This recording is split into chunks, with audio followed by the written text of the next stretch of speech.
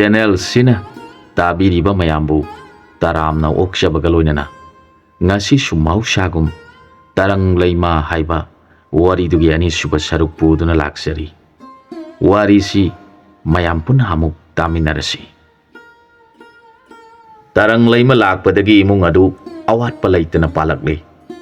ꯂꯩꯀꯥꯏꯒꯤ ꯃꯤꯁꯤꯡꯅꯁꯨ ꯑꯗꯝꯒꯤ ꯅꯨꯄꯤ ꯑꯁꯤ ꯀꯗꯥꯏꯗꯒꯤꯕꯨ ꯂꯧꯔꯨꯔꯤꯕꯅꯣ, ꯂꯥꯏ ꯃꯆꯥ ꯍꯥꯏꯕꯗꯨꯕꯨ ꯃꯥꯒꯨꯝꯅ ꯐꯖꯔꯝꯒꯗ꯭ꯔꯥ ꯍꯥꯏꯅ ꯉꯥꯡꯅꯕ ꯍꯧꯔꯛꯈꯤ꯫ ꯑꯁꯨꯝꯅ ꯏꯃꯨꯡ ꯑꯁꯤ ꯌꯥꯝꯅ ꯏꯪꯅ ꯆꯤꯛꯅ ꯄꯥꯟꯃꯤꯟꯅꯗꯨꯅ ꯂꯩꯔꯛꯄꯅ ꯆꯍꯤ ꯐꯥꯔꯛꯄꯗ ꯃꯆꯥꯅꯤꯄꯥ ꯑꯃ ꯄꯣꯛꯂꯦ꯫ ꯄꯣꯛꯂꯤꯕ ꯑꯉꯥꯡ ꯑꯁꯤꯒꯤ ꯃꯒꯨꯟꯁꯨ ꯑꯉꯛꯄꯅꯤ꯫ ꯑꯉꯥꯡ ꯑꯁꯤꯒꯤ ꯃꯇꯧ ꯌꯦꯡꯖꯔꯒ ꯑꯉꯥꯡꯒꯤ ꯃꯕꯣꯛ ꯑꯁꯤꯅ ꯑꯉꯥꯡ ꯑꯁꯤꯕꯨ ꯃꯤꯀꯨꯞ ꯑꯃ ꯐꯥꯎꯕ ꯊꯥꯗꯣꯛꯇꯨꯅ ꯁꯦꯟꯅꯗꯨꯅ ꯂꯩ꯫ ꯅꯣꯡꯃꯗꯤ ꯅꯤꯄꯥ ꯑꯁꯤꯒꯤ ꯋꯥꯈꯜꯗ ꯍꯧꯖꯤꯛꯇꯤ ꯑꯩꯍꯥꯛ ꯏꯆꯥ ꯑꯃ ꯐꯪꯂꯦ, ꯑꯗꯨꯕꯨ ꯑꯩꯒꯤ ꯃꯔꯨꯞ ꯑꯣꯏꯕ ꯖꯤꯕꯁꯤꯡꯒꯤ ꯃꯐꯝꯗ ꯏꯆꯥ ꯐꯪꯕꯒꯤ ꯅꯨꯡꯉꯥꯏꯕ ꯄꯥꯎ ꯑꯃꯠꯇ ꯇꯝꯈꯤꯗ꯭ꯔꯤ꯫ ꯃꯈꯣꯏ ꯃꯌꯥꯝꯒꯤ ꯃꯐꯝꯗꯁꯨ ꯑꯩꯅ ꯄꯣꯛꯆꯔꯤꯕ ꯏꯆꯥ ꯑꯁꯤꯕꯨ ꯇꯥꯛꯇꯨꯅ ꯃꯁꯛ ꯈꯪꯍꯟꯕ ꯐꯒꯅꯤ, ꯑꯁꯨꯝꯅ ꯈꯜꯂꯛꯂꯦ꯫ ꯑꯗꯨꯅ ꯃꯍꯥꯛꯅ ꯃꯌꯨꯝꯗꯒꯤ ꯑꯊꯨꯝ ꯑꯍꯥꯎ ꯃꯌꯥꯝ ꯑꯃ ꯂꯥꯡꯗꯨꯅ ꯃꯥꯅ ꯊꯕꯛ ꯁꯨꯐꯝ ꯑꯣꯏꯔꯤꯕ ꯃꯐꯝ ꯑꯗꯨꯗ ꯂꯥꯛꯂꯦ꯫ ꯃꯐꯝ ꯑꯗꯨꯗ ꯄꯣꯠꯁꯤꯡ ꯑꯗꯨ ꯊꯥꯔꯒ ꯃꯥꯅ ꯃꯥꯒꯤ ꯅꯨꯡꯁꯤꯖꯔꯕ ꯃꯔꯨꯞꯁꯤꯡ ꯑꯗꯨꯕꯨ ꯀꯧꯔꯛꯈꯤ꯫ ꯃꯥꯒꯤ ꯀꯧꯕꯒꯤ ꯃꯈꯣꯜ ꯇꯥꯕꯗ ꯃꯔꯨꯞꯁꯤꯡ ꯑꯗꯨ ꯑꯃꯠꯇ ꯆꯤꯠꯊꯕ ꯇꯧꯗꯅ ꯃꯥꯒꯤ ꯅꯥꯛꯇ ꯊꯨꯡꯂꯔꯦ꯫ ꯃꯈꯣꯏ ꯃꯌꯥꯝꯅ "ꯃꯔꯨꯞ, ꯀꯔꯤ ꯊꯧ ꯂꯩꯔꯕꯒꯦ? ꯃꯇꯝ ꯀꯨꯏꯔꯕꯒꯤ ꯇꯨꯡꯗ ꯑꯩꯈꯣꯏ ꯃꯌꯥꯝꯕꯨ ꯀꯧꯕꯤꯔꯤꯕ ꯑꯁꯤꯕꯨ?" ꯍꯥꯏꯅ ꯍꯪꯂꯛꯈꯤ꯫ ꯃꯌꯥꯝꯗꯨꯒꯤ ꯋꯥꯗꯨ ꯇꯥꯔꯒ ꯃꯥꯅ ꯍꯔꯥꯎꯅ ꯃꯥꯒꯤ ꯃꯔꯨꯞꯁꯤꯡꯕꯨ ꯌꯦꯡꯖꯔꯗꯨꯅ ꯍꯥꯏꯔꯛꯈꯤ, "ꯃꯔꯨꯞꯁꯤꯡ, ꯑꯩꯅ ꯉꯁꯤ ꯍꯔꯥꯎꯅ ꯃꯔꯨꯞꯁꯤꯡꯕꯨ ꯀꯧꯖꯔꯤꯕꯁꯤ ꯑꯩꯅ ꯅꯨꯡꯉꯥꯏꯖꯕ ꯑꯁꯤꯗ ꯃꯔꯨꯞꯁꯤꯡꯕꯨ ꯄꯥꯎ ꯑꯁꯤ ꯇꯝꯖꯔꯒ ꯑꯩꯈꯣই ꯄꯨꯟꯅ ꯅꯨꯡꯉꯥꯏꯃꯤꯟꯅꯁꯤ ꯍꯥꯏꯗꯨꯅ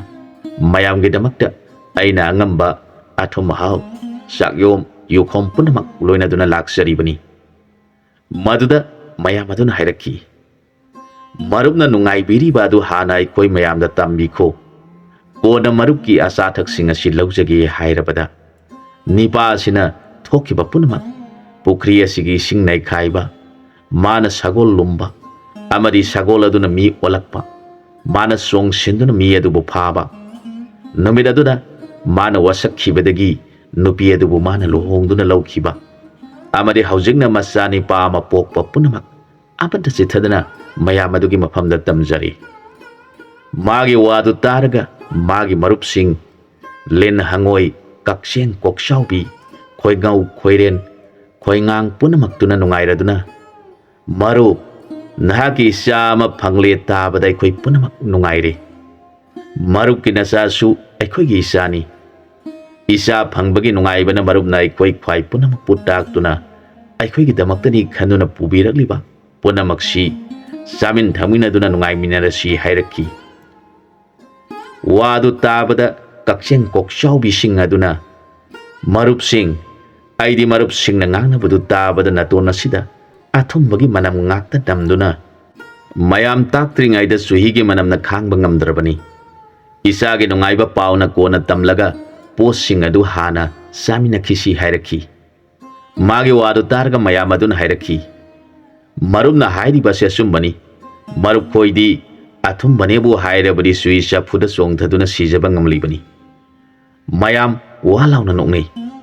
ꯃꯗꯨꯗ ꯑꯗꯝꯅ ꯃꯥꯅ ꯄꯨꯔꯛꯄ ꯄꯣꯠꯁꯤꯡꯗꯨ ꯂꯥꯇꯣꯟ ꯐꯖꯕ ꯇꯔꯦꯠ ꯁꯟꯗꯣꯛꯇꯨꯅ ꯃꯊꯛꯇ ꯄꯣꯠꯁꯤꯡꯗꯨ ꯊꯝꯖꯔꯒ ꯍꯥꯏꯔꯛꯈꯤ, "ꯃꯔꯨꯞꯁꯤꯡ, ꯍꯥꯎꯕ ꯍꯥꯎꯇꯕ ꯊꯤꯕꯤꯗꯅ ꯏꯆꯥ ꯑꯃ ꯐꯪꯖꯕꯒꯤꯅꯤ ꯈꯟꯕꯤꯗꯨꯅ ꯑꯩꯈꯣꯏ ꯃꯌꯥꯝ ꯅꯨꯡꯁꯤꯅ ꯆꯥꯃꯤꯟꯅꯔꯁꯤ." ꯃꯗꯨꯗ ꯅꯤꯄꯥꯁꯤꯅ ꯄꯨꯔꯛꯏꯕ ꯄꯨꯝꯅꯃꯛꯇꯨ ꯆꯥꯛꯌꯣꯝ ꯌꯨꯈꯣꯝꯒ ꯂꯣꯏꯅꯅ ꯈꯔ ꯈꯔ ꯍꯩꯗꯣꯛꯇꯨꯅ ꯊꯝꯂꯕꯗ ꯀꯅꯥ ꯑꯃꯅ ꯆꯥꯛ ꯆꯥꯏ, ꯀꯅꯥ ꯑꯃꯅ ꯑꯊꯨꯝꯕ ꯀꯕꯣꯛꯁꯤꯡ ꯆꯥꯏ, ꯀꯅꯥ ꯑꯃꯅ ꯌꯨ ꯊꯛꯏ꯫ ꯂꯤꯟꯁꯤꯡ ꯑꯗꯨꯒꯤꯅ ꯉꯥꯃꯨ ꯂꯩꯔꯧꯁꯤꯡ ꯑꯗꯨ ꯏꯁꯤꯡꯗ ꯇꯤꯡꯊꯣꯛꯂꯒ ꯊꯝꯃꯤ, ꯃꯈꯣꯏꯅ ꯃꯗꯨꯒ ꯁꯪꯒꯣꯝꯒ ꯆꯥꯏ꯫ ꯑꯁꯨꯝꯅ ꯇꯤꯜꯂꯤꯕ ꯖꯤꯕꯁꯤꯡ ꯑꯗꯨꯅ "ꯅꯨꯡꯉꯥꯏꯔꯦ, ꯅꯨꯡꯉꯥꯏꯔꯦ, ꯑꯩꯈꯣꯏꯒꯤ ꯃꯔꯨꯞꯅ ꯏꯆꯥ ꯑꯃ ꯐꯪꯕꯁꯤꯗ ꯑꯩꯈꯣꯏ ꯄꯨꯝꯅꯃꯛ ꯑꯁꯨꯛ ꯅꯨꯡꯉꯥꯏꯔꯕꯗꯤ ꯃꯔꯨꯞꯀꯤ ꯏꯆꯥꯁꯤ 5-10 ꯐꯪꯂꯕꯗꯤ ꯀꯌꯥꯗ ꯅꯨꯡꯉꯥꯏꯒꯗꯕ" ꯍꯥꯏꯔꯛꯈꯤ꯫ ꯃꯗꯨꯗ ꯑꯃꯅ ꯑꯃꯨꯛ ꯍꯥꯏꯔꯛꯏ, "ꯏꯇꯥꯎ ꯌꯣꯡꯗꯤ ꯀꯔꯤꯒꯤ ꯂꯥꯛꯇ꯭ꯔꯤꯕꯅꯣ? ꯃꯍꯥꯛ ꯃꯁꯥ ꯉꯝꯗꯕ꯭ꯔꯥ? ꯅꯠꯇ꯭ꯔꯒ ꯀꯔꯤ ꯅꯨꯡꯉꯥꯏꯇꯕ ꯂꯩꯕꯅꯣ?" ꯍꯪꯂꯛꯈꯤ꯫ ꯃꯗꯨꯗ mi aduna itaw yong adu aina di phanakana kaujabani adubu karamba awaba taba yawbra haujik phawba laktriba sibu maduda khoire na duna hairakhi itaw du aikhoi mayam satkraba matungda lakadaba mali mahak mina haiba wa laubadagi khara wakhrabani hairakhi khoire na dugi wadu taraga mayam aduna maru kari karamba thaudok thokrabage hanglakhi maduda khoire na duna wari adu lirakhi noma itaw yong asiga lamhui pandet ka makoyani lambi amada thengnaba jani makoyani nungaina wari saduna leringai matam aduda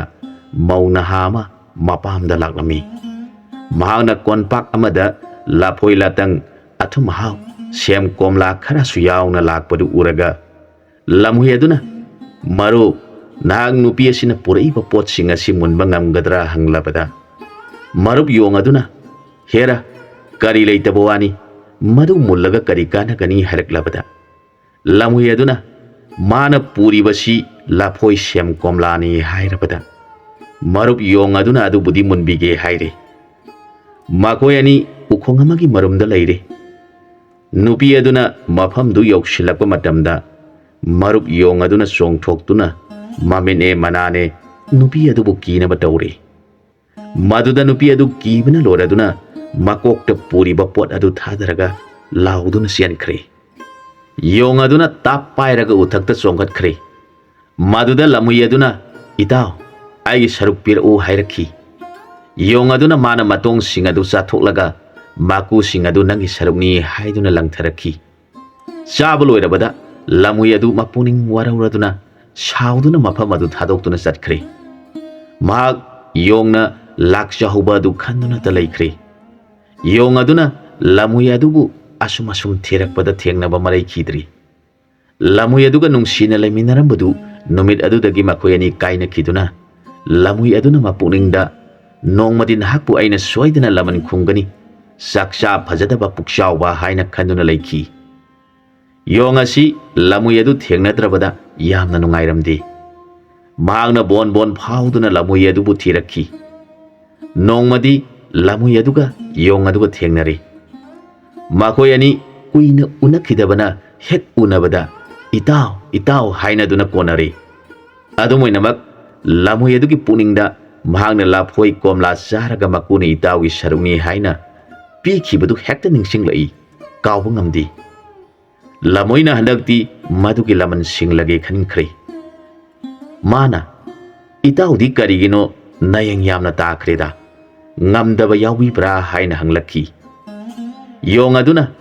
itawna aibu thadoktuna chatkhiba numit adudagi aihak safam thakpham khangdana ngasi phawba itawbu thiba leptribani hairakhi aduga itawdi kari satuna itawgi nasado yamna pharibano hanglakhi yonggi wadu taraga lamhui aduna hairakhi itaw aihak ningthaugi haikol laikon panari mahaki hailai singasi jiba panba amatana hekhandi mana masibu aibu sanganduna aigi sana nabana mahakna nongma nongmagi oina mana pharakpa sa singdagi aigi saruk tamduna pijai yong aduna ningthaugi haikol sangali haiba wadu taraga saningbana matin chore mahakna lamu yengladuna hairakhi itawna sangliba haikol adudi kadaida leibagi aisu amukta yengningkhreda yonggi wadu taraga lamuina hairakhi itaw kadaidagi itawgi nafamda madu taktuna uhanba yaba nati itawna madu hek ubaga sarage hairkadoribani madu aina itawda marupni haiduna pijaba yaba nati karigumba ningthawna khangkhiba thoklabadi ai haikon panhanbagi thabak asi lauthokadoribani wadu taraga yong aduna kadaidal panba haino ahak sage hairak yengbadadi yenghallu itaw nangna karigino adu kiriba dubu chadrabasu nangna sangliba haikol adu yengbadi yaidana hairakhi yong aduna lamui adugi mafamda kanna taksilaklabada lamui adu khangba ngamdaduna phare itawna yenghandrabadi nungairaroi aduna yengbadi yengbiro aduga kariguma chaba kakti yaba natiko hairakhi lamuigi wadu taraga yong adu harauna chajaroi yengbadadi yaidana hairakhi lamui aduna mahak asibu karambana hana sang yengsige khanduna leiringaida yong aduna kanna taksilaktuna hairabada lamuina itaw palib hai singa si phawba aina sanglabasu amata hektuna aidi sadri aduna sabadi yadiko kariguma ningthau khanglabadi awaba tagani hairaga lamuina u morok phajana panba ngangba singadu uhalle madu ubada yong aduna hawgadaba male mahak manak sang senduna paliba u morok angangba singadu uraga matin taraduna magi oising asidi phajana molle hawragani khanduna lamui udringaida mari manga pat pat thalaga kut kut yosen khre ngayak leiraga machin bandu saba horakle mana khalle masigi uhai asi manamama sunami aduga simbana si yamna sakreda adudagidi mahak mapuk shawba horakle kari uhainu hawpham su khangaudi puk asisu nungaitaba horakle masi tauna haiba sumatai kanaguma mata pizadi makoye ningthau asida sai hairibasi sabada mawong ama tawribasina oiba tai haina khali aduga lamu yadu yenglaga itaw masina taba hai leitrabra hanglaki lamu yaduna hairaki itaw achauba haijau panbadi leiri madu itawna ururabadi soidana hektuna sagi hairakani aduna amuk makha tana yenglagum si hairaki yong adu lamuigi wadu taraga itaw nangna karigi ayu thajadribano yengbada mayenge sadi saroi hairaki yonggi wadu taraga lamu yaduna phare phare itawna saroi hairabani na yenglurasi asun haiduna u pambi akangba magi usada khoibu ningthau mahum safu mana sari badu yenghalle madu ubada yong aduna itaw masibu kari hai kobage onthona phajakreda aihak usida kakatuna amukta yengluge nang ayaba mata pibiu itaw aidi masi hektuna yamna saninge magi haya sibu masi kakta ngairabra yonggi wadu taraga lamu yaduna itaw masidi yamna likna pali mafam asida hai ama ani dagi hena pandi aduna ningthau asina yamna seksina senhanduna aibu thamleibani itawna kanna haiduna saningba matau adu uraga aisu nungaitaba oire aduna itawna thokpa tobi horo aiha khara chatholaga ningthau lakpra yenglukige hairamlaga lamuidu khara chatholaga asong manaraktagi yongna tawribadu yengduna leire yong aduna lamuina chatkrabada yamna haraure mana thune yangna u kakatuna khoibu ningthau mahum chafu mawongda saribadubu hai achobani khanuna udagi thadale maduda manungda leiriba khoi singaduna yong adugi masa punamak yomduna sikle yong adu udagi kumthagani kaukhre uda pairiba makhut adu thadoktuna khoi hanaba tawbada udagi mahak laimai thakta tare khoyam aduna yomduna sikle mahak tawpham khangduna laimai thakta tharo tharo ole khoi mayamna sikhibagi chaina ne u morok zarubagi mabuk adusu sagatuna sakpa horakle yong adu tawpham khangdana tapna tapna set mana hana leiramba bon adu yorakhi lamu yaduna yong aduna mahum thugaiduna lebakta tariba khoigi khoisak masa sing adu hauna zakhi lamu yaduna khangbra nahak zaba thakpatana thanta saningbana hakti tatana awaba sitagani haiki masina maram oiduna aikhoigi marup yong adu sining sitta hinghore hairakhi makhoi mayam ngangnari ngai aduda yong adu mapuk paira duna makhoi mayamna leiba mafam aduda laklami yong adu uraga tilliba jiba sing aduna nokningba phaurakhi adubu mahak ikai khigadra khanbadagi makhoi mayamna itabu haksang nungai bidabra yengbada nungaitana ui hairakhi yong aduna itaw sha handak safu manbi hai heklubadagi hai adu mapu aduna lingmanduna mullaba phawa sabidraba aduda foina sangduna saraba jani maduda aina khangdaduna heklubada manungda hai sariba khoi sing aduna thina sikhibadagi arum lehau tawduna kuina leirure aduni sasi ison solibani hairakhi mayamdu magi wadu taraga yengnaraga haipet nongnei Maduda mi aduna itaogi sarungi haiduna sana thaknabasing adu puthokduna pijari. Madu chara thaklaba matungda yong adu mapangan khara laktuna lamhui adu bu ningsinglakhi. Itao sha aikhogi marup lamhui adu bon amada ningthaugi haikon sangduna lehore. Mana sangliba hai sing adu ningthau natana kanamata chabu yade saruganu haina aingonda hairakhi. Adubu aina chaningbadagi mana sangliba hai adu hektuna khara chathulure. Aduga chafu mong manba hai adudi munba hemanduna manungda khoi sangduna charabu oigani. Aina madu hektuna chage tawrubada manungda yauriba khoi sing aduna marup amani haibagi karimata yengbidana aibu thina sikpirakhi haina mayamda paudamki. Wadu taraga mayamaduna marumna hairiba aduna chumba oirabadi makhoisu khara phajaba wali hainaki. Masigi matungda mi aduna macha ama phangbagi marup punamakpu kaujaduna nungaiba phongdoklibani haina mayam aduda tamlaba matungda makoi mayamdu magi mafamda hanaki. Mi adusu nungaina mayumda handuna laiki. Mahak macha asi phangbadagi nungaikhibana macha amadi magi nupigi manaktagi hendokningkhidre. Asumna lairakpana angang asi sahi ahum surakpa matam aduda nongma magi nupi aduna turen kharada kumduna singhi luzaba matamda magi sam adudagi khara tatlaga sangba sam kharai singda tawtakhi. Madu asum tho'u haina tamkhibana thangnaba laibak aduda panba ningthau adugi turen kharagi yungliba sai aduna samadu yelure. Ningthau manai sing aduna turen khara sengdokpada samadu thengnarure. Samadu talhanba tawdana manai sing aduna lokthokpada sangkhibana lam amaga thagai sangle.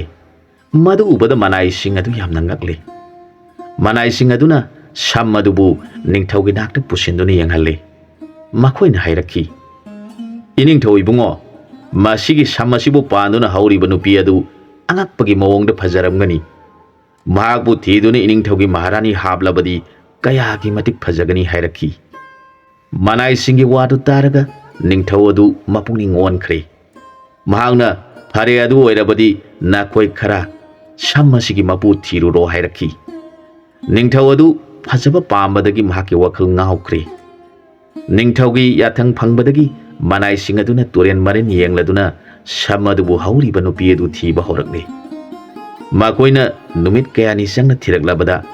nongmadi makhoigi laibak adu hendoklaba matamda hairiba nupi asina masam adu singhi luzaraga asangba masamdu nungsada phauraga lairambadu thengnarure. Nupi asigi masak matau phajaba amadi mahaki sanglaba masamdu yenglaga makhoina hanglakhi. Ibema nahakpu yum panbirabra natraga panbidribra. Asengba matang aikhoida takpirabadi nungaijagani da hairakhi. Nupi asina tada khoi aihakti yum panjaduna isa amasu phangjari. Matamaduda masa angang adu sian thoraktuna ima haina mama adugi nakta sian silakhi. Mama aduna kari tawrabagi hanglakhi. Mama masagi ngangnaribadu taraga ningthau manai sing aduna khankhi. Maga sidi mapuroiba laibi nupini. Magbu aikhoina ngami haiduna matau karamna phaduna ningthauda katkani. Masi dharma laitaba taagani. Salasi haina duna wa mata hairamdana makhoi sanakhi. Makhoina ningthaugi nak yaurabada wari punamak ningthauda tamjare.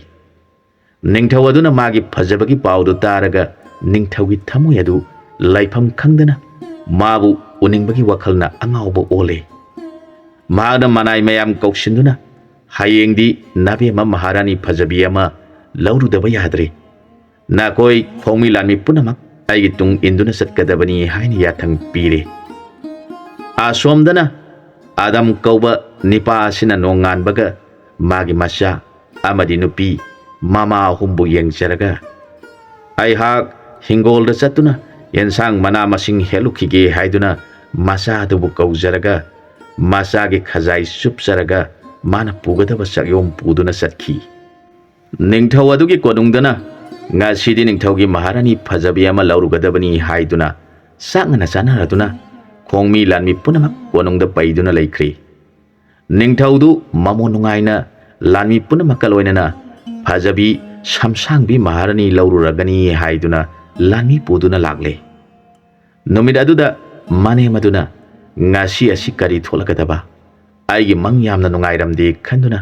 ꯃꯁꯨ ꯑꯄꯤꯛꯄ ꯑꯗꯨꯕꯨ ꯃꯅꯥꯛꯇ ꯀꯧꯁꯤꯟꯗꯨꯅ ꯋꯥꯔꯤ ꯂꯤꯕꯤꯗꯨꯅ ꯊꯝꯂꯤ꯫ ꯑꯗꯨꯒ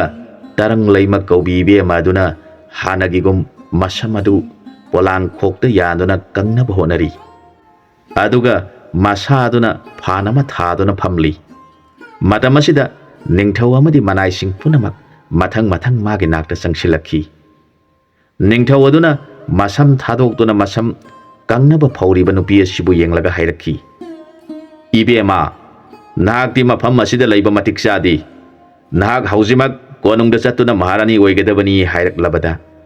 ꯇꯔꯪ ꯂꯩꯃꯅ ꯍꯥꯏꯔꯛꯈꯤ, ꯏꯅꯤꯡꯊꯧ ꯏꯕꯨꯡꯉꯣ, ꯅꯅꯥꯏ ꯑꯩꯗꯤ ꯏꯄꯨꯔꯣꯏꯕ ꯂꯩꯕꯤ ꯏꯆꯥ ꯂꯩꯖꯔꯕꯤꯅꯤ꯫ ꯀꯣꯅꯨꯡꯗ ꯆꯪꯗꯨꯅ ꯂꯩꯖꯕ ꯃꯇꯤꯛ ꯆꯥꯗ꯭ꯔꯕꯤꯅꯤ꯫ ꯑꯁꯨꯝꯅ ꯉꯥꯡꯅꯕꯗꯨ ꯃꯅꯦꯝ ꯑꯗꯨꯅ ꯇꯥꯔꯗꯨꯅ ꯍꯥꯏꯔꯛꯈꯤ, ꯀꯔꯤꯅꯣ ꯇꯥꯛꯄꯤꯔꯤꯕ ꯋꯥꯐꯝ ꯑꯗꯨꯕꯨ? ꯂꯩꯕꯥꯛ ꯑꯃꯒꯤ ꯅꯤꯡꯊꯧꯅꯦꯁꯨ ꯍꯥꯏ, ꯑꯗꯨꯒ ꯀꯔꯤꯒꯤꯗꯃꯛ ꯋꯥꯌꯦꯜ ꯄꯊꯥꯞ ꯀꯥꯏꯅ ꯆꯠꯄꯤꯔꯤꯕꯅꯣ? ꯑꯆꯝꯕ ꯄ꯭ꯔꯖꯥꯁꯤꯡꯅ ꯑꯁꯤꯒꯨꯝꯕ ꯐꯠꯇꯕ ꯊꯕꯛ ꯑꯁꯤ ꯆꯠꯊꯔꯛꯄꯗ ꯂꯩꯕꯥꯛꯀꯤ ꯅꯤꯡꯊꯧꯅ ꯋꯥꯌꯦꯟꯕꯤꯒꯗꯧꯕꯅꯤ꯫ ꯑꯗꯨꯗꯤ ꯅꯠꯇꯅ ꯑꯣꯟꯅ ꯇꯩꯅꯕꯗ ꯅꯤꯡꯊꯧ ꯑꯣꯏꯔꯤꯕꯅ ꯑꯁꯤꯒꯨꯝꯕ ꯊꯕꯛ ꯆꯠꯊꯕꯗꯤ ꯑꯆꯨꯝꯕ ꯅꯠꯇꯦ꯫ ꯑꯗꯨꯒ ꯑꯁꯤꯃꯁꯨ ꯇꯥꯕꯤꯌꯨ, ꯀꯔꯤꯒꯨꯝꯕ ꯅꯨꯄꯥꯁꯤꯡꯅ ꯊꯕꯛ ꯆꯠꯊꯣꯛꯄꯗ ꯅꯨꯄꯤꯁꯤꯡꯅ ꯃꯁꯝ ꯊꯥꯗꯣꯛꯇꯨꯅ ꯂꯩꯕ ꯃꯇꯝꯗ ꯊꯦꯡꯅꯔꯕꯗꯤ ꯊꯦꯡꯅꯔꯤꯕ ꯅꯨꯄꯥꯁꯤꯡ ꯑꯗꯨ ꯃꯪꯒꯣꯜ ꯑꯣꯏꯗꯦ ꯍꯥꯏꯅꯔꯤꯕꯅꯤ꯫ ꯑꯗꯨꯅ ꯑꯩꯒꯤ ꯏꯃꯧ ꯑꯁꯤꯅ ꯃꯁꯝ ꯑꯁꯤ ꯀꯪꯖꯅꯕꯅꯤ ꯍꯥꯏꯗꯨꯅ ꯐꯧꯖꯔꯤꯉꯩ ꯃꯇꯝ ꯑꯁꯤꯗ ꯃꯤꯒꯤ ꯃꯌꯨꯝꯗ ꯆꯪꯗꯨꯅ ꯑꯀꯥꯏꯕ ꯊꯤꯕꯤꯔꯤꯕ ꯅꯍꯥꯛ ꯃꯪꯒꯣꯜ ꯑꯣꯏꯔꯣꯏ, ꯁꯣꯏꯗꯅ ꯅꯊ꯭ꯋꯥꯏ ꯃꯥꯡꯒꯅꯤ, ꯊꯨꯅ ꯆꯠꯄꯤꯈ꯭ꯔꯣ꯫ ꯅꯤꯡꯊꯧꯅ ꯑꯗꯨꯒꯨꯝꯕ ꯂꯝꯆꯠꯄꯨ ꯆꯠꯄ ꯍꯧꯅꯕ꯭ꯔꯥ ꯍꯥꯏꯅ ꯑꯀꯤꯕ ꯌꯥꯎꯗꯅ ꯊꯤꯅ ꯉꯥꯡꯂꯛꯄ ꯋꯥꯗꯨ ꯇꯥꯔꯒ ꯅꯤꯡꯊꯧ ꯑꯗꯨꯅ ꯍꯥꯏꯔꯛꯈꯤ, ꯅꯤꯡꯊꯧ ꯍꯥꯏꯕꯁꯤꯗꯤ ꯊꯕꯛ ꯈꯨꯗꯤꯡꯃꯛ ꯏꯅꯤꯡ ꯏꯈꯥ ꯇꯝꯃꯤ ꯍꯥꯏꯗꯨꯅ ꯅꯤꯡꯊꯧ ꯍꯥꯏꯔꯤꯕꯅꯤ꯫ ꯑꯩꯒꯤ ꯑꯅꯤꯡꯕꯗ ꯌꯦꯠꯂꯤꯕꯤ ꯅꯨꯄꯤ ꯑꯁꯤ ꯃꯊ꯭ꯋꯥꯏ ꯂꯧꯔꯣ ꯍꯥꯏꯗꯨꯅ ꯌꯥꯊꯪ ꯄꯤꯔꯦ꯫ ꯋꯥꯗꯨ ꯇꯥꯕꯗ ꯃꯅꯦꯝ ꯑꯗꯨꯅ ꯍꯥꯏꯔꯛꯈꯤ, ꯍꯥꯏ ꯂꯝꯆꯠ ꯌꯥꯎꯗꯕ ꯅꯤꯡꯊꯧ, ꯅꯪꯅ ꯑꯩꯒꯤ ꯏꯃꯥꯡꯗ ꯏꯃꯧꯕꯨ ꯅꯝꯗꯨꯅ ꯐꯥꯕꯗꯨ ꯑꯩꯍꯥꯛ ꯌꯦꯡꯅꯤꯡꯗꯦ꯫ ꯑꯗꯨꯅ ꯑꯩꯕꯨ ꯊꯨꯅ ꯍꯥꯠꯂꯨ꯫ ꯅꯤꯡꯊꯧ ꯑꯗꯨ ꯁꯥꯎꯈꯤꯕꯅ ꯃꯁꯥ ꯑꯗꯨ ꯊꯛ ꯊꯛ ꯅꯤꯛꯈꯤꯗꯨꯅ ꯃꯁꯥꯃꯛꯅ ꯑꯍꯟ ꯑꯗꯨꯕꯨ ꯃꯉꯛ ꯀꯛꯇꯨꯅ ꯍꯥꯠꯂꯦ꯫ ꯑꯗꯨꯒ ꯇꯔꯪ ꯂꯩꯃꯕꯨ ꯃꯈꯨꯠ ꯈꯨꯖꯦꯡ ꯄꯥꯏꯗꯨꯅ ꯆꯠꯁꯤ ꯍꯥꯏꯗꯨꯅ ꯆꯤꯡꯂꯦ꯫ ꯃꯅꯥꯏ ꯈꯔ ꯆꯪꯁꯤꯜꯂꯛꯇꯨꯅ ꯐꯧꯔꯤꯕ ꯃꯁꯝ ꯑꯗꯨꯕꯨ ꯈꯣꯝꯖꯤꯜꯂꯒ ꯄꯨꯟꯁꯤꯜꯂꯦ꯫ ꯑꯗꯨꯒ ꯄꯨꯗꯨꯅ ꯆꯠꯈ꯭ꯔꯦ꯫ ꯃꯍꯥꯛ ꯐ꯭ꯔꯦꯡ ꯐ꯭ꯔꯦꯡ ꯆꯣꯡꯗꯨꯅ ꯀꯞꯇꯨꯅ ꯆꯠꯈꯤ꯫ ꯃꯇꯝ ꯑꯗꯨꯗ ꯑꯉꯥꯡ ꯑꯗꯨꯅ ꯃꯉꯛ ꯌꯥꯎꯗ꯭ꯔꯕ ꯃꯀꯣꯛꯀ ꯃꯁꯥꯒ ꯇꯣꯉꯥꯟ ꯇꯣꯉꯥꯟ ꯇꯥꯗꯨꯅ ꯂꯩꯔꯤꯕ ꯃꯕꯣꯛ ꯑꯗꯨꯕꯨ ꯀꯣꯟꯖꯔꯒ ꯀꯟꯅ ꯀꯟꯅ ꯀꯞꯂꯛꯂꯦ꯫ ꯇꯧꯔꯤꯕ ꯃꯑꯣꯡ ꯑꯗꯨꯗ ꯂꯩꯀꯥꯏꯒꯤ ꯃꯤ ꯑꯃꯠꯇ ꯀꯤꯗꯨꯅ ꯆꯪꯅꯈꯤꯗ꯭ꯔꯦ꯫ ꯃꯇꯝ ꯑꯗꯨꯗ ꯑꯗꯝ ꯀꯧꯕ ꯅꯤꯄꯥ ꯑꯁꯤꯅ ꯉꯁꯤ ꯑꯁꯤꯕꯨ ꯀꯔꯤ ꯇꯧꯔꯕꯅꯣ? ꯌꯦꯠ ꯊꯪꯕ ꯃꯤꯠ ꯑꯃꯗꯤ ꯌꯦꯠ ꯊꯪꯕ ꯄꯥꯝꯕꯣꯝ ꯑꯁꯤ ꯍꯟꯅ ꯍꯟꯅ ꯆꯣꯡꯂꯤꯕ ꯑꯁꯤꯕꯨ? ꯑꯩꯍꯥꯛ ꯌꯨꯝꯗ ꯊꯨꯅ ꯆꯠꯇꯕ ꯌꯥꯗ꯭ꯔꯦ ꯈꯟꯗꯨꯅ ꯃꯌꯨꯝꯗ ꯍꯜꯂꯛꯄꯗ ꯃꯆꯥ ꯑꯗꯨꯅ ꯀꯟꯅ ꯀꯞꯂꯤꯕꯗꯨ ꯊꯣꯡꯒꯥꯜ ꯌꯧꯔꯛꯄꯗ ꯇꯥꯔꯦ꯫ ꯃꯍꯥꯛ ꯊꯨꯅ ꯆꯦꯟꯁꯤꯜꯂꯛꯇꯨꯅ ꯃꯆꯥ ꯑꯗꯨꯕꯨ ꯀꯣꯟꯁꯤꯟꯖꯔꯒ ꯃꯃꯥ ꯑꯗꯨ ꯃꯁꯥꯒ ꯃꯀꯣꯛꯀ ꯇꯣꯉꯥꯟ ꯇꯣꯉꯥꯟ ꯇꯥꯗꯨꯅ ꯂꯩꯔꯤꯕꯗꯨ ꯎꯔꯒ ꯑꯗꯝꯒꯤ ꯊꯃꯣꯏ ꯃꯆꯦꯠꯀꯌꯥ ꯊꯣꯛꯅ ꯀꯥꯏꯈ꯭ꯔꯦ꯫ ꯃꯍꯥꯛ ꯂꯥꯛꯄ ꯎꯕꯗꯒꯤ ꯂꯩꯀꯥꯏꯒꯤ ꯃꯤꯁꯤꯡ ꯆꯪꯅꯔꯛꯇꯨꯅ ꯊꯣꯛꯈꯤꯕ ꯊꯧꯗꯣꯛ ꯄꯨꯝꯅꯃꯛ ꯇꯝꯂꯦ꯫ ꯑꯗꯨꯒ ꯇꯔꯪ ꯂꯩꯃꯅ ꯐ꯭ꯔꯪ ꯐ꯭ꯔꯪ ꯆꯣꯡꯗꯨꯅ ꯀꯞꯇꯨꯅ ꯆꯠꯈꯤꯕ ꯃꯌꯥꯝ ꯆꯪꯗꯨꯅ ꯐꯥꯈꯤꯕ ꯄꯨꯝꯅꯃꯛ ꯇꯝꯂꯕꯗ ꯃꯍꯥꯛ ꯇꯧꯐꯝ ꯈꯪꯗꯗꯨꯅ ꯃꯍꯥꯛꯅ ꯄꯤꯛꯂꯤꯉꯩꯗꯒꯤ ꯇꯤꯟꯅꯔꯛꯂꯕ ꯃꯥꯒꯤ ꯃꯔꯨꯞꯁꯤꯡꯕꯨ ꯀꯧꯔꯛꯂꯦ꯫ ꯈꯨꯗꯛ ꯑꯗꯨꯗ ꯃꯥꯒꯤ ꯅꯨꯡꯁꯤꯖꯔꯕ ꯃꯔꯨꯞ ꯈꯨꯗꯤꯡꯃꯛ ꯁꯨꯅ ꯂꯥꯛꯂꯦ꯫ ꯃꯌꯥꯝꯒꯤ ꯃꯐꯝꯗ ꯊꯣꯛꯈꯤꯕ ꯋꯥꯐꯝ ꯑꯗꯨ ꯇꯝꯂꯦ꯫ ꯃꯍꯥꯛꯅ ꯍꯥꯏꯔꯛꯈꯤ, ꯃꯔꯨꯞꯁꯤꯡ ꯄꯨꯝꯅꯃꯛ, ꯅꯆꯟꯅꯨꯄꯤ ꯑꯗꯨ ꯃꯥꯒꯤ ꯀꯣꯅꯨꯡ ꯌꯧꯗ꯭ꯔꯤꯉꯩꯗ ꯃꯇꯧ ꯀꯔꯝꯅ ꯀꯟꯕ ꯉꯝꯒꯗꯒꯦ? ꯅꯠꯇ꯭ꯔꯕꯗꯤ ꯃꯍꯥꯛ ꯃꯊ꯭ꯋꯥꯏ ꯊꯥꯈꯤꯗꯨꯅ ꯑꯩꯈꯣꯏ ꯃꯌꯥꯝꯒ ꯑꯃꯨꯛ ꯎꯅꯕ ꯐꯪꯂꯔꯣꯏ ꯍꯥꯏꯔꯛꯈꯤ꯫ ꯃꯈꯣꯏ ꯃꯌꯥꯝꯒꯤ ꯃꯔꯨꯞ ꯑꯣꯏꯕ ꯙꯔꯃ ꯃꯁꯛ ꯈꯪꯂꯕ ꯖꯤꯕꯁꯤꯡꯕꯨ ꯂꯨꯅ ꯇꯧꯕꯤꯕ ꯃꯤ ꯑꯗꯨꯅ ꯍꯥꯏꯔꯛꯄ ꯋꯥꯐꯝ ꯑꯗꯨ ꯇꯥꯔꯒ ꯂꯤꯟ ꯑꯗꯨꯅ ꯍꯥꯏꯔꯛꯈꯤ, ꯃꯔꯨꯞ, ꯏꯆꯟꯅꯨꯄꯤꯅ ꯀꯣꯅꯨꯡꯗ ꯂꯩꯈꯤꯕꯗ ꯊꯣꯏꯅ ꯋꯥꯕꯤꯔꯨꯒꯅꯨ꯫ ꯅꯤꯡꯊꯧ ꯑꯗꯨ ꯀꯣꯅꯨꯡ ꯌꯧꯗ꯭ꯔꯤꯉꯩꯗ ꯑꯩꯅ ꯂꯝꯈꯥꯡꯗ ꯆꯤꯛꯇꯨꯅ ꯏꯆꯟꯅꯨꯄꯤꯒ ꯄꯨꯟꯅ ꯂꯩꯃꯤꯟꯅꯗꯅꯕ ꯇꯧꯔꯒꯦ꯫ ꯑꯗꯨꯒ ꯃꯔꯨꯞꯅ ꯂꯩꯀꯥꯏ ꯃꯤꯁꯤꯡꯒ ꯂꯣꯏꯅꯅ ꯂꯩꯈꯤꯗ꯭ꯔꯕ ꯏꯃꯥ ꯑꯁꯤꯒꯤ ꯍꯛꯆꯥꯡ ꯑꯁꯤ ꯅꯤꯡꯊꯤꯅ ꯂꯣꯏꯁꯤꯟꯅꯕ ꯍꯣꯠꯅꯕꯤꯔꯣ꯫ ꯏꯆꯟꯅꯨꯄꯤ ꯑꯗꯨꯒꯤ ꯊꯣꯏꯅ ꯑꯋꯥꯕ ꯂꯩꯕꯤꯔꯒꯅꯨ ꯍꯥꯏꯔꯝꯂꯒ ꯂꯤꯟ ꯑꯗꯨꯅ ꯑꯁꯝꯕ ꯂꯝꯕꯤꯗ ꯊꯨꯅ ꯆꯠꯈꯤꯗꯨꯅ ꯂꯝꯈꯥꯡꯗ ꯉꯥꯏꯗꯨꯅ ꯂꯩꯈ꯭ꯔꯦ꯫ ꯅꯤꯡꯊꯧ ꯑꯗꯨꯅ ꯃꯄꯨꯛꯅꯤꯡ ꯅꯨꯡꯉꯥꯏꯅ ꯐꯖꯈ꯭ꯔꯕꯤ ꯃꯁꯝ ꯁꯥꯡꯈ꯭ꯔꯕꯤ ꯅꯨꯄꯤ ꯑꯗꯨ ꯃꯥꯒꯤ ꯃꯍꯥꯔꯥꯅꯤ ꯍꯥꯞꯂꯒꯅꯤ ꯈꯟꯗꯨꯅ ꯃꯥꯡ ꯊꯥꯔꯗꯨꯅ ꯃꯅꯥꯏꯁꯤꯡꯅ ꯅꯨꯄꯤ ꯑꯗꯨꯕꯨ ꯐꯥꯔꯒ ꯄꯨꯗꯨꯅ ꯂꯥꯛꯍꯜꯂꯤ꯫ ꯃꯗꯨꯗ ꯂꯤꯟ ꯑꯗꯨꯅ ꯃꯥꯅ ꯂꯥꯛꯀꯗꯕ ꯂꯝꯕꯤ ꯑꯗꯨꯗ ꯂꯨꯝꯗꯨꯅ ꯂꯩꯈ꯭ꯔꯦ꯫ ꯅꯤꯡꯊꯧ ꯑꯗꯨꯅ ꯃꯅꯥꯛ ꯍꯦꯛ ꯅꯛꯁꯤꯜꯂꯛꯄꯒ ꯃꯍꯥꯛꯅ ꯆꯤꯛꯂꯦ꯫ ꯅꯤꯡꯊꯧ ꯑꯗꯨꯅ ꯀꯔꯤꯅꯣ ꯍꯥꯏꯗꯨꯅ ꯌꯦꯡꯕꯗ ꯈꯨꯕꯣꯝ ꯑꯗꯨꯗ ꯏꯅ ꯉꯥꯡꯅ ꯊꯣꯛꯇꯨꯅ ꯂꯩꯕꯗꯨ ꯎꯔꯦ꯫ ꯂꯤꯟ ꯑꯗꯨ ꯊꯨꯅ ꯅꯔꯛꯇ ꯆꯪꯗꯨꯅ ꯃꯥꯡꯊꯣꯛꯈ꯭ꯔꯦ꯫ ꯅꯤꯡꯊꯧ ꯑꯗꯨ ꯃꯇꯝ ꯈꯔꯒꯤ ꯃꯇꯨꯡꯗ ꯃꯈꯣꯡ ꯑꯗꯨ ꯄꯣꯡꯈꯠꯂꯛꯇꯨꯅ ꯆꯠꯄ ꯉꯝꯗ꯭ꯔꯦ꯫ ꯃꯍꯥꯛ ꯃꯀꯣꯛꯁꯨ ꯉꯥꯎꯔꯛꯂꯦ, ꯑꯣꯕꯁꯨ ꯑꯣꯊꯣꯔꯛꯂꯦ꯫ ꯅꯤꯡꯊꯧ ꯑꯗꯨ ꯂꯤꯟꯒꯤ ꯍꯨꯅ ꯒ꯭ꯌꯥꯟ ꯃꯥꯡꯗꯨꯅ ꯆꯠꯄ ꯉꯝꯗꯗꯨꯅ ꯃꯅꯥꯏ ꯃꯌꯥꯝꯅ ꯄꯨꯔꯗꯨꯅ ꯀꯣꯅꯨꯡ ꯌꯧꯈ꯭ꯔꯦ꯫ ꯀꯣꯅꯨꯡ ꯌꯧꯔꯕꯗ ꯍꯥꯟꯅ ꯂꯩꯔꯝꯕ ꯃꯥꯒꯤ ꯃꯍꯥꯔꯥꯅꯤ ꯑꯍꯨꯝ ꯑꯗꯨꯅ